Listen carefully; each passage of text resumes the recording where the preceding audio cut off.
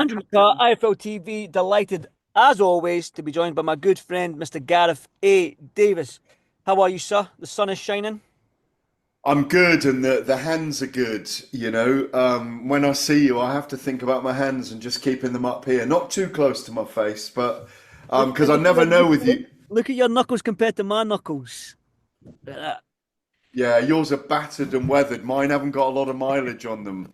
that. It's only gentle. I'm soft, soft, hard. You're hard, hard, hard the whole time. There we go. Let's go. We'll pause on that bit there. Yeah, fantastic. I want to jump straight into it, the Kakachi Wood fight. Now, I spoke to you last week and you expressed like your disappointment in the performances from like a Devin Haney, a Garcia, even a William School to a certain extent, and Canelo. However, Kakachi and Wood, they delivered. They showed us what boxing's all about in a fantastic fight. Before we break it down, just talk to me about that fight itself. Well, I thought it was very entertaining, even though, albeit it was one-sided. I thought Kakachi was very dominant. I mean, I could only give at maximum 2 rounds to Leigh Wood in that fight, because Kakachi was beginning it well and ending it well. As I said on commentary for TalkSport, he boxed when Leigh Wood fought, and he fought when Leigh Wood boxed. He got his tactics absolutely spot on, and we we know how game Leigh Wood is, and we know that he had the 12th man there proverbially, with the 10,000, 9,000 Nottingham crowd roaring him on, who got silenced by Anthony Cacace, by the way. But it was a terrific fight to watch live. I mean, obviously, I was doing HQ at the studio, the comms team in the arena, but for me, Kakachi was always a step ahead during the fight. Yes, they're both 36, but Leigh Wood's been out for 18 months. But Leigh Wood was stepping up a weight division. But Leigh Wood's rescued victory from the jaws of defeat in the past.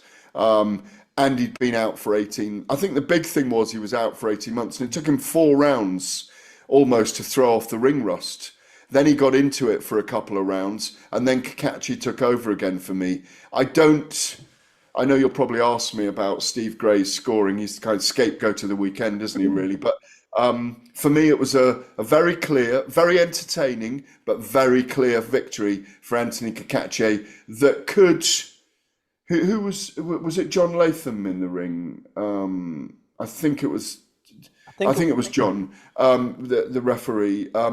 Could have stopped it marginally earlier. I was saying during it that Ben Davison ain't going to let him come out for another round, was. and obviously then the towel came in. The standing count was fine, um, but I think he should have stepped in, because I think when he staggered to the other side of the ring and turned his back, I think it was over. Mm. But I didn't feel like he took a hell of a lot of punishment after that standing count, but I was relieved when the fight was stopped. Definitely. Now, I was going to ask about the Steve Gray because you said there you only gave Leigh Wood two Max, rounds max, two maybe rounds one, max. maybe one, maybe one. Well, there you have it. Now, again, we will come on to it. You were talking about your scorecards in the Johnny Fisher and Dave Allen first fight. So I will come on to that and obviously the rematch. We'll talk about it. Yeah, you gave maybe one, two max, right? Steve Gray had Leigh Wood, I believe, winning the fight 77. I think it was 77, 75 at the time of stopping. Yes, yeah. Just give me your reaction to that. Well, I mean, he clearly had a very, very bad night. If he'd scored it the other way around, he'd have been accurate. Mm. People do have a bad night. I mean, I don't recall Steve Gray being a terrible judge. He's a fantastic referee. He commands beautifully as the third man in the ring. But I'm not going to pillory him, but he just had an off night. He's scapegoat to the weekend, isn't he? I mean, when the bout sheet was sent up to Frank Warren in the ring, I mean, Frank's eyes nearly popped out of his skull, didn't they, when he saw them? And he had an immediate reaction. And obviously he's been interviewed about it fulsomely after the event, so he's given a lot of opinion about it. And as I say, Steve Gray is clearly off the mark with that scoring. But he's a man that knows his boxing. There's no question about that.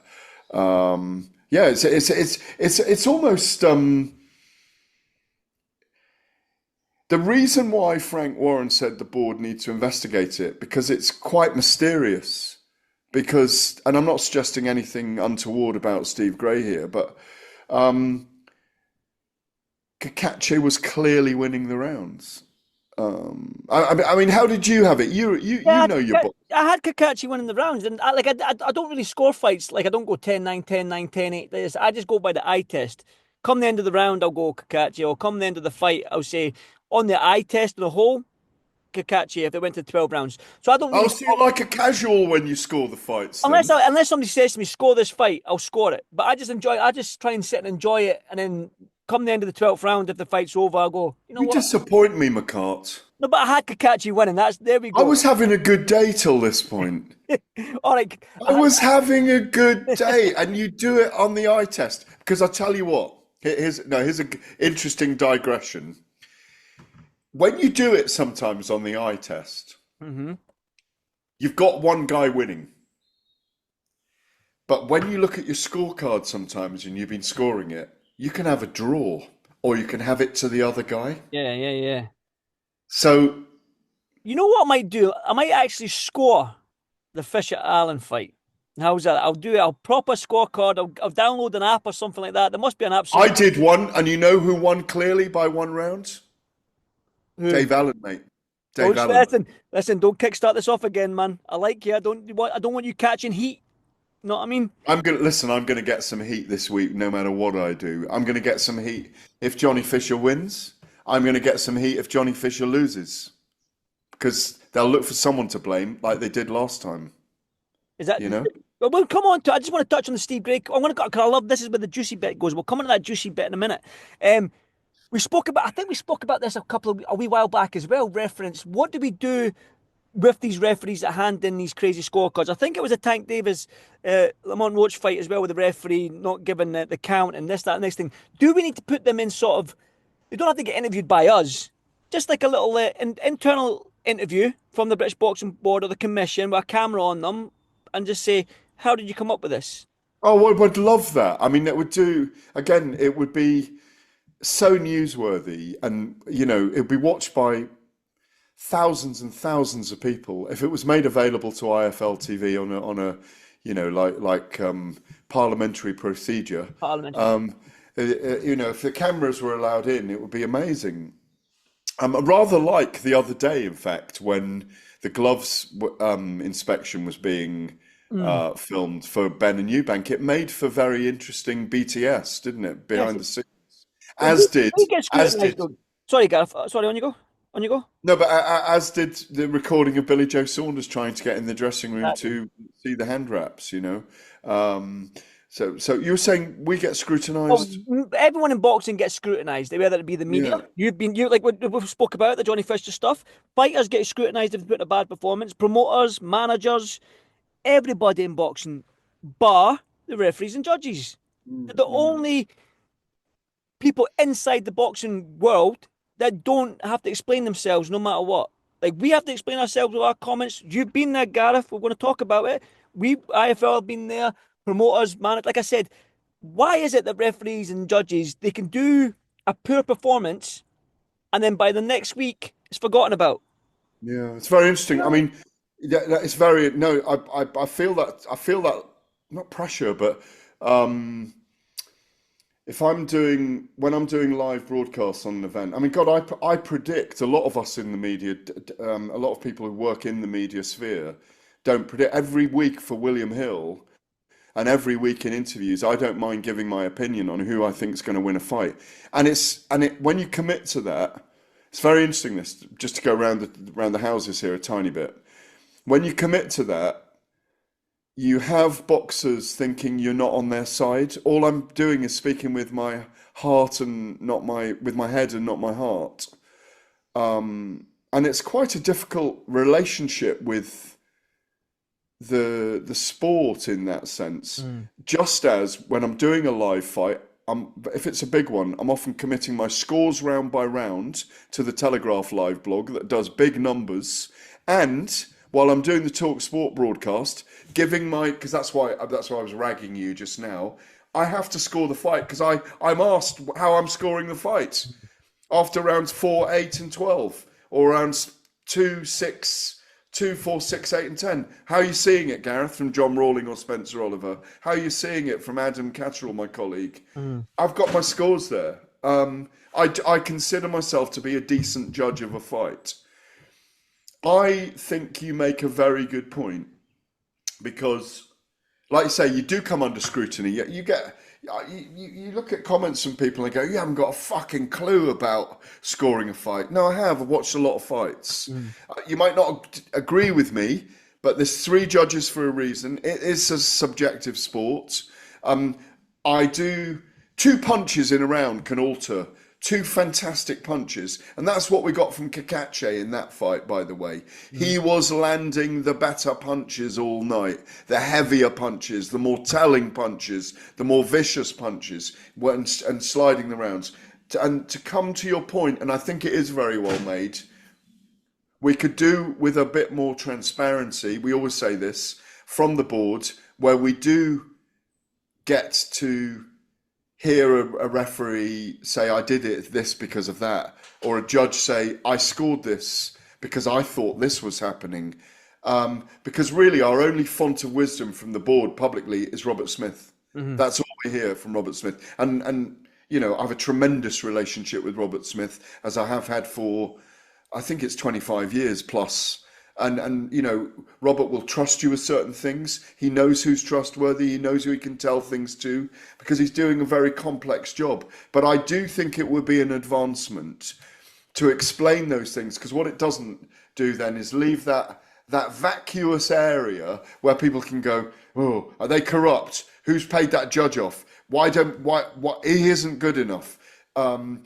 Which is there's this kind of tacit feeling from people that something's hidden behind the scenes, as we've seen with drugs cases as well. Mm. The more transparency, the better for the sport in the long run, because it's always seen as a murky sport that's run by the mob, and it's two steps away from being run by the gangsters. So my belief is that more transparency would help, but there's such a Procrustean organisation. The board is a Luddite organisation, you know, I'm afraid. They've got a Twitter account now. I think they've probably got an Instagram account. But I don't see them being dragged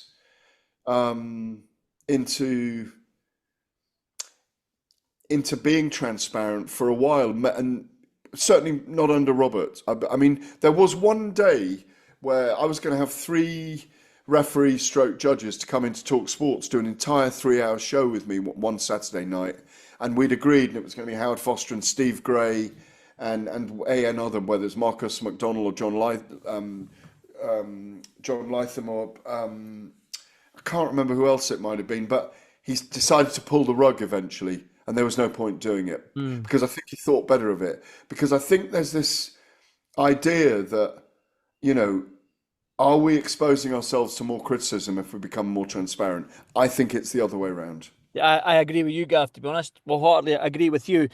Um, I suppose that brings us on nicely to Fisher Allen rematch. The first fight you had it by Allen by a round, which gives Johnny some justice because he did get knocked down. He was under the caution a little bit in that fight, and by one round is I think a lot of people almost shared your sort of view on the fight itself. But I want to go back to, you said you're going to But catch clearly around, really around. Yes. There was no other way around it. Yeah, the right man won in your eyes. That's how you see it. No, the wrong man won. Oh, sorry. Yes, the wrong man won. Sorry, the wrong man. No, Yes. because this is what people get confused about. A lot of people think, oh yeah, but Dave Allen still won. He didn't. Johnny Fisher got the I know. result. Yeah, yeah, the wrong man won. My bad there. So Dave Allen won. So this week you said that you're going to catch heat no matter what you do. Why do you think you're going to catch heat? Have the Fishers still got a little bit of heat for you? Because of my looks, my voice, and my attire, I always catch the heat. No, because of no, because I just gave my honest opinion, and people didn't like it, and sometimes people don't. Listen. you and I can both be firebrands at times. I'm a lot calmer than I used to be, but I can still lose it. Um, when I'm working around boxing, I do try to stay very focused and yes, I love it and it's thrilling, but I try and have a laser focus when I'm watching a fight. And people say, "Yeah, yeah, but you're on your phone." No, it's because I'm texting the score to the Telegraph Live blog, or someone's asked me about certain things, and we've got monitors there on the desk in front of us, as well as the live event. Um, and I've always said this, and you know this as well. You only get one chance to watch something live, actually live in the moment, Mhm. which was why it was always a thrill watching people like Floyd Mayweather and Oscar De La Hoya and Ricky Hatton, Joe Calzaghe, Mike Tyson, all these guys. Always a thrill to watch all of these people live. Tyson Fury. Mhm. Um, my feeling is that the the twisted narrative that been able to create afterwards. Johnny stayed in the fight. He did a brilliant thing. He stayed in the fight and he stayed in it and he won it. He won it on paper. He won it on the judges' scorecards. So he got the nod. So he showed incredible balls. I said all this at the time, and I admire him for that. And we have to admire him for staying in the fight. But my view is, and again, it was looking at paper and scoring it, not looking at the generality of the fight, that Dave Allen clearly won the fight. And Spencer Oliver and I got very animated Mhm. together live on a broadcast and called the scoring a disgrace. The scoring, not Johnny's performance, the scoring. And since then, and mainly because of Kugan Cassius at IFLTV, that set me up in an ambush with John Fisher one night before he'd had his dinner. Before he'd had his dinner, so he's a bit moody. He critiqued me very heavily and said I was a dirty rat and that I was fake and all the whatever he said. I can't remember what he said now. And John needed to go and have his dinner.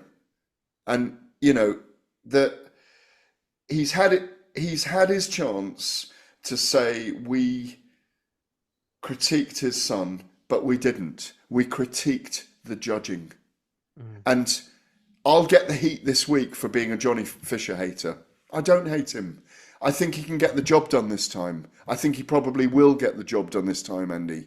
But I think it's going to be a close fight again. And it's a real test for him. I admire him for taking Allen for the second time, which is an admission that he does need to prove something, in my view.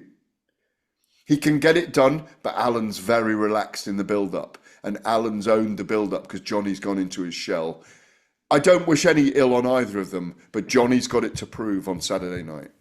You said Johnny's gone in the shell, but when I when I've been watching Johnny, the clips of his training camp and the Instagram and even that the cards on the table thing with Dave Allen, Johnny Very good, very good. very good. Like I say, it's that entertainment thing as well. But for me, I'm looking at Johnny thinking he's taken this camp probably the most serious he's taken any camp. That's what I mean. The joking, That, the juvenile that's laughter. what I mean. Yes, it seems like he's got this. He understands it now because you know yourself, Gareth. You've been in the sport long enough.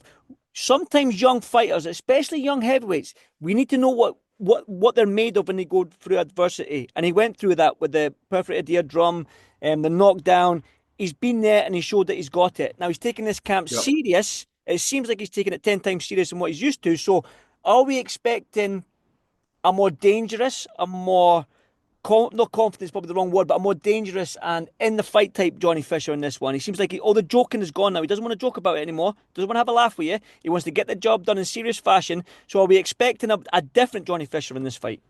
Yeah, that's what I meant by going into his Mm. shell. He's more resolute this Mm. time. Like I say, the joking's gone out of the window. No japery. Lots of good, solid social media, but very serious strain to it all. And Dave Allen psychologically has taken advantage of that and said, "Listen, look what he's going to have to do to beat me. I've been in against better opponents, better caliber of opponents.